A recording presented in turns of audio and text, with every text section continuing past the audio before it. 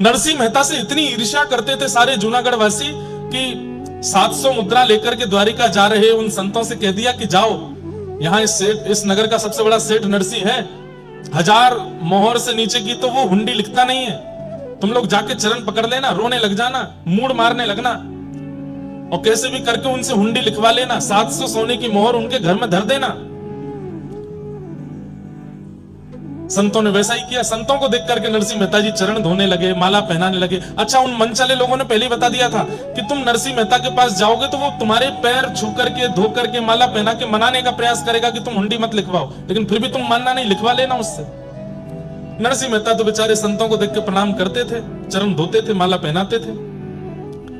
संत जन कहने लगे जरूर हमको मनाने की प्रक्रिया चल रही है कि हम हुंडी ना लिखवाएं।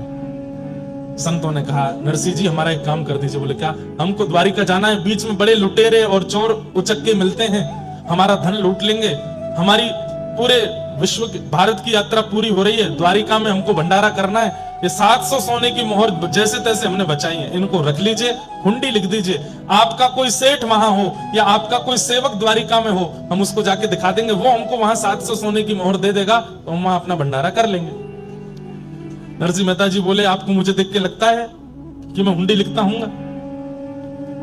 बोले हुंडी लिखने वाले आप जैसे ही होते हैं, वो ऐसे बन के रहते हैं कि कोई उनसे हुंडी लिखवा ना पावे। ये आपकी फटी धोती और आपके तन की स्थिति से हम बहकने वाले नहीं है, हमारी हुंडी लिखिए। इतना पीछे पड़ गए संत जन, नरसिंह मेहता रोने लगे मेरी कोई गद्दी नहीं है द्वारिका में, अरे मैं किसी को नहीं जानता सिवाय एक के। बोले किसको जानते हो? बोले वहां सांवरिया सेठ है, वो द्वारिकाधीश को बोल रहे थे, केवल उन्हीं को जान। बोले उन्हीं के नाम से लिख दो। नरसिंह मेहता बोले इस बात पर मुझे विश्वास भी है कि वो इनको दे देंगे, लेकिन मैं ये कैसे करूं? मैं ठाकुर जी पर कैसे थोप सकता हूं? और रही बात, हुंडी तब लिखी जाती है जब आप किसी से धन ले लो और सामने जिसके नाम पर हुंडी लिखी उसको देने की तुम्हें सामर्थ्य हो, मैं ठाकुर जी को कैसे दूंगा? तब नरसिंह मेहता के मन में एक विश्वास जगा। पूरे संत जन तो मान नहीं रहे, तो 700 सोने की मोहर लेके तुरंत पूरे जूनागढ़ के ब्राह्मण, विप्र और संतों को बुला के भंडारा कर दिया, दक्षिणा बांट दी, भंडारा कर दिया, सब संतों को खिला दिया।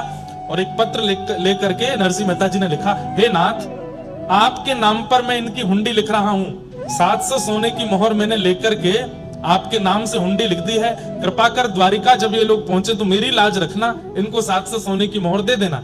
रही बात, मैंने आपको 700 मोहर दी नहीं तो फिर आप इनको कैसे दोगे? लेकिन मैं दे चुका हूं। कैसे?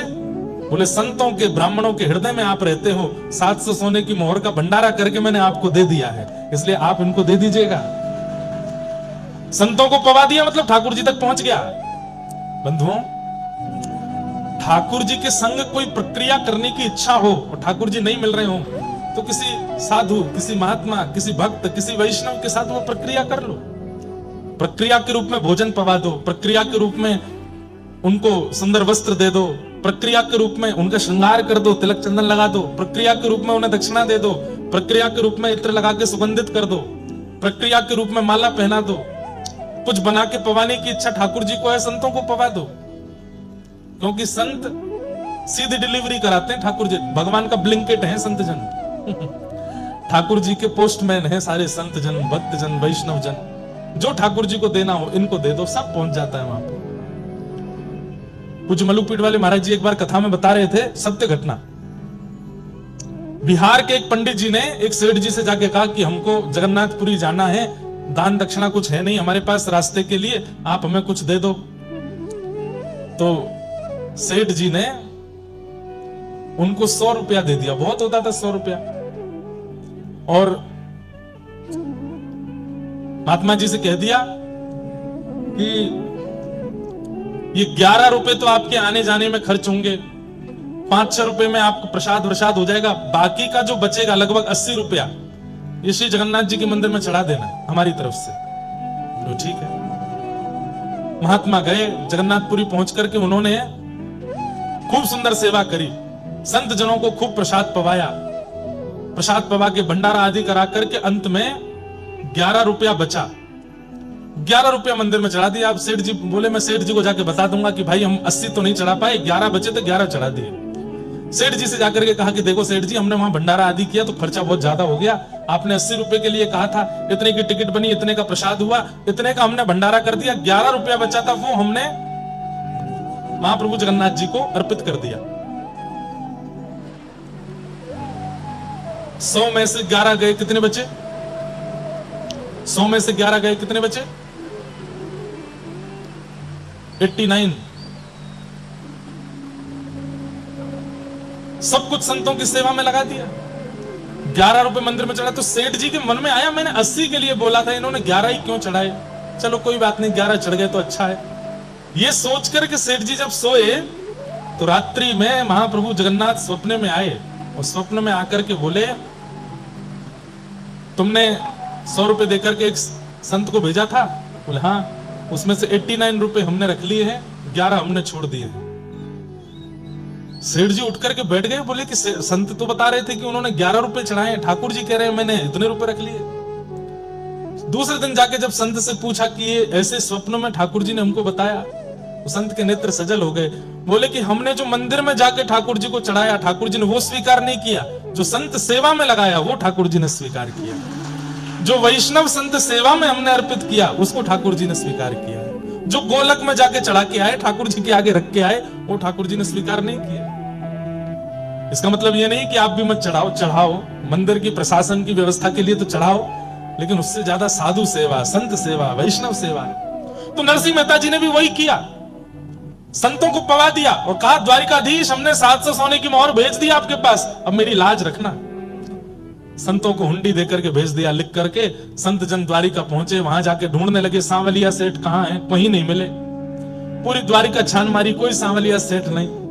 आधी रात जब हुई, संत जन जब रोने लगे गोमती तट पे जाकर के, आहा, अब हम भक्तमाल जी रखी नहीं है, नहीं तो मैं वो छप्पे पढ़ के सुनाता, इतना सुंदर है। श्री प्रियादास जी ने इतनी सुंदर टीका करी है, कैसी सुंदर पाग बांध करके घुंघराले केश में श्री ठाकुर जी हाथ में छड़ी लेकर के, जूती पहन करके, श्रेष्ठ वस्त्र पहन करके, गले में सुंदर हार पहन के, हीरे दमकाते हुए, अदब से चलते हुए आ रहे हैं। अरे भैया, हमारे सेठ श्री नरसिंह मेहता जी ने किसी को हुंडी लेकर के भेजा है क्या? जैसे नरसिंह मेहता का नाम सुना संत जन उठ गए, बोले भैया तुम कौन? बोले हम सांवरिया सेठ। आहा, दर्शन करके सब नतमस्तक हो गए। हुंडी जैसे वो लिखी हुई हुंडी जैसे दी, पढ़ करके ठाकुर जी ने अपने सिर से लगाया और कहा कि महाराज आप लोग कितने भाग्यशाली हैं। बोले क्यों? हमारे नरसिंह जी के दर्शन करके आए हो। बोले नरसिंह जी देखने में तो बड़े सामान्य लगते हैं और आप उनके सेवक हो, आप इतने अद्भुत लगते हो। बोले मेरे जैसे सेवक हजारों हैं उनके, नरसिंह जी तो बड़े अद्भुत हैं। 700 सोने की मोहर तुरंत पकड़ा दी। बोले ये 700 सोने की मोहर तो आपकी जो आपने दी थी वो है, इसके अलावा आप मेरे सेठ जी के यहां से आए हो तो मैं कोई कमी नहीं छोड़ना चाहता।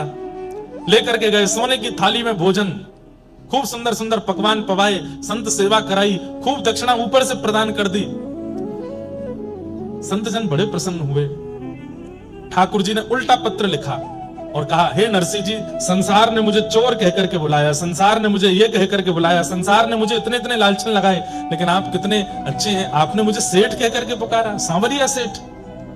मैं आपसे बहुत प्रेम करता हूं, जल्द ही आपसे मिलूंगा। ऐसा पत्र लिख करके ठाकुर जी ने संतों के द्वारा भिजवाया, जाओ हमारे सेठ जी को दे देना। नरसिंह मेहता के पास जैसे ही संत पहुंचे, नरसिंह मेहता बोले अब पिटाई होगी। क्यों? इनको 700 सोने की मोहर मिली नहीं होगी द्वारिका में, तभी मारने आए हैं मुझे। लौट करके संत जन आए, नरसिंह मेहता बोले भगवान मुझे क्षमा कर दो। बोले क्यों, आपको मोहर मिल गई? बोले 700 सोने की मोहर तो मिल गई, हमारा संत वो भी हो गया, ऊपर से तुम्हारे वो सेवक ने इतनी दक्षिणा दी हमको, सोने की थाली, सोने की कटोरी, सोने की चम्मच, अरे सब कुछ प्रदान किया। अरे नरसिंह मेहता जी, तुम्हारा वो सेवक इतना सुंदर था, क्या बताएं उसके रूप की। सफेद धोती, सफेद अचकन, सफेद पगड़ी, सफेद बेंत, ऐसी सुंदर उसकी जूती। नेत्र तो कहते ही बनते, कमल जैसे नेत्र थे। आहा, जब बोलता था तो ऐसा लगता था जैसे मानो पुष्प बरस रहे हों। एक बार उसने हमारा स्पर्श भी किया था, क्या बताएं, उसका स्पर्श पाके तो हम धन्य हो गए। अरे नरसिंह जी, कैसा सुंदर सेवक है आपका, हमको ऐसा सेवक मिलता तो हम तो अपने पास ही रखते, अपने से दूर जाने ही नहीं देते। नरसिंह जी बोले पता नहीं किसकी बात कर रहे हैं, समझ में तो आ रहा था ठाकुर जी ने कुछ तो लीला करी होगी। अच्छा, तुम्हारे सेवक ने ये पत्र लिख करके भेजा। जैसे ही पत्र पढ़ा नरसिंह मेहता ने और अंत में पढ़ा कि मैं तुमसे बहुत प्रेम करता हूं, जल्दी मिलूंगा, ये पढ़ करके नरसिंह मेहता तो रोने लगे।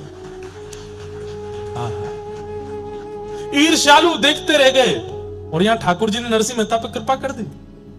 इसलिए बंधुओं, कोई दोष जीवन में आ जाए चलेगा, आपके अंदर काम है कोई बात नहीं, कथा सुनना शुरू करो, नाम जप करना शुरू करो, नष्ट हो जाएगा।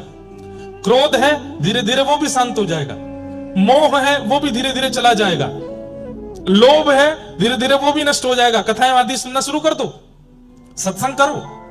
लेकिन ईर्ष्या है तो मेहनत ज्यादा करनी पड़ेगी, क्योंकि ईर्ष्या ठाकुर जी को प्रिय नहीं है। और दुर्भाग्य की बात है कि ईर्ष्या लगभग मानवों के अंदर होती है, लगभग। अभी कोई आपसे ज्यादा सुंदर कपड़े पहन के आ जाए, हो जाएगी ईर्ष्या। हम कथा में इतने साधारण बन के आ रहे हैं, ये इतना बढ़िया पहन के आ रहा है, हमसे बढ़िया कोई खाने लगे, कमाने लगे, हमसे बढ़िया कोई कुछ प्राप्त कर ले, हमसे बढ़िया घर बना ले, हमसे बढ़िया बच्चे हो जाएं, सब में ईर्ष्या हमारे चित्त में आती है। ईर्ष्या ये कष्ट का कारण। अरे आप लोग तो संसार की बात कर रहे हैं, हम व्यासपीठ में बैठ के कथा करते हैं, कथा करने वालों से ईर्ष्या हो जाती है लोगों की।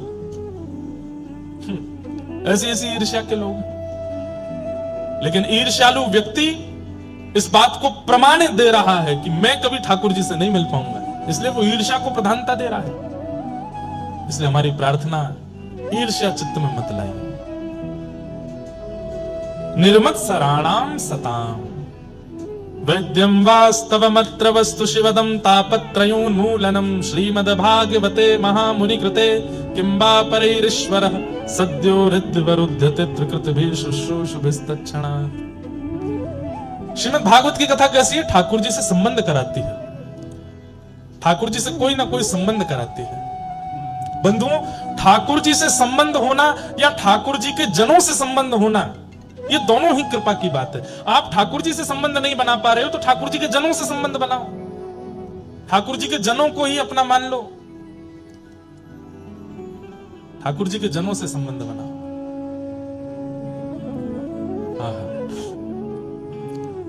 अब कोई हमसे गुरु जी कहे, महाराज जी कहे, पंडित जी कहे, इंद्रेश जी कहे, समझ में आती है। एक बार एक कथा में एक बालक बोला जीजा जी, मैंने कहा यार ये क्या बोल रहे हो? अरे महाराज जी, किशोरी जी हमारी बहन है और श्री लाल जी हमारे जीजा जी हैं, आप वृंदावन वासी हो, लाल जी के सखा हो, तो आप भी हमारे जीजा जी। मैंने बहुत बढ़िया। हमने कहा साले साहब सेवा करने आ जाना। एक जगह और अद्भुत हुआ, नाथ द्वारा दर्शन करने के लिए मैं गया, तो वहां जैसे मैं पहुंचा तो एक बालक मुझसे बोला नाना जी प्रणाम। मैंने कहा यार तेने नाना जी कही मुझसे? बोले कि हाँ महाराज जी, मेरी माता जी रोज आपकी कथा सुनती हैं, तो उन्होंने विचार किया कि मेरी गुरु भावना तो बन नहीं पा रही है, तो मैं इनको पिता मान लेती हूँ अपना। जय हो महाराज जी। श्री वृंदावन बिहारी लाल की, श्री राधा रमण लाल की, श्री राधा रसिक बिहारी लाल की, श्री जटेरी धाम की, स्वामी श्री हरदास जी महाराज की जय जय श्री राधे जय। तो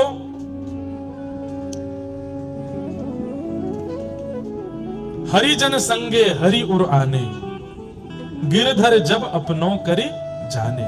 सब लोग इधर देखो, ध्यान से सुनो। तो हमसे बोले महाराज जी हमारी माता जी कथा सुनती हैं, उनकी आपके प्रति गुरु बुद्धि तो बन नहीं पाई, लेकिन आपकी कथा सुन के बहुत कुछ सीखा है। तो हमने की तो फिर क्या? बोले गुरु नहीं मान पाई तो वो आपको पिताजी मानती हैं। मैंने ये आपकी माता जी की उम्र कितनी है? बोले 55 की हो गई। मैंने की 55 की माता जी और 28 साल के पिताजी? तो बोले कि अब आपने ही कहा था कि हरिजनों से संबंध मानो, तो हमारी माताजी आपको पिताजी मानती हैं, तो उस नाते से आप हमारे नाना जी हुए। मैंने कहा बहुत बढ़िया। मैं तुम्हारे भी बाल बच्चे हो गए क्या? तो बोले हाँ जल्दी कृपा होने वाली है। मैंने कि वो बड़ा हो जाए तो वो परनाना बोलेगा हमको। तो अच्छा है, हरिजनों से संबंध रखो, हरिजनों को अपना संबंधी मानो। अरे जिन भक्तों के आप चरित्र सुनते हो ना, इनको ही अपना संबंधी मान लो। इनके संबंध की कहानी से ठाकुर जी आपको प्राप्त हो जाएंगे। मीराबाई मेरी बाई साहब मेरी बहन है, श्री सूरदास जी मेरे काका जी हैं, श्री कुम्मन दास जी मेरे चाचा हैं, श्री गोस्वामी तुलसीदास जी हमारे बड़े पिताजी हैं, ऐसे करके सबको संबंध, और ये गोपनीय रखने हैं, सबको बताने नहीं है। इन सबसे संबंध, भक्तों से संबंध बना लिया जाए तो फिर ठाकुर जी आपसे संबंध बनाएंगे, आपको ठाकुर जी से नहीं बनाना पड़ेगा। अभी आप कहते हो ठाकुर जी आप मेरे लाला हो, ठाकुर जी आप मेरे पति हो, ठाकुर जी आप मेरे ये हो, आप कह रहे हो, ठाकुर जी मान रहे हैं कि नहीं इसका नहीं पता, ठाकुर जी माने उसका पता कैसे चलेगा? तो बोले भक्तों से संबंध बनाओ, भक्तों से आपका संबंध बन गया तो ठाकुर जी आपसे संबंध बनाएंगे, ठाकुर जी आपको अपना कुछ बनाएंगे। वैद्यम वास्तवमत्र वस्तु शिवदम, श्रीमद् भागवत ठाकुर जी के प्रति संबंध को प्रगाढ़ करती है, कल्याणकारी संबंध कराती है। तापत्रयोन्मूलनम, तथा सुनने वाले को फिर जीवन में कभी कष्ट का अनुभव नहीं होता। श्रीमद् भागवते महामुनि कृते किंबा परीरीश्वरः सद्यो हृद्यवरुध्यते त्रिकृतिभिः शुश्रूषुभिस्तत्क्षणात्।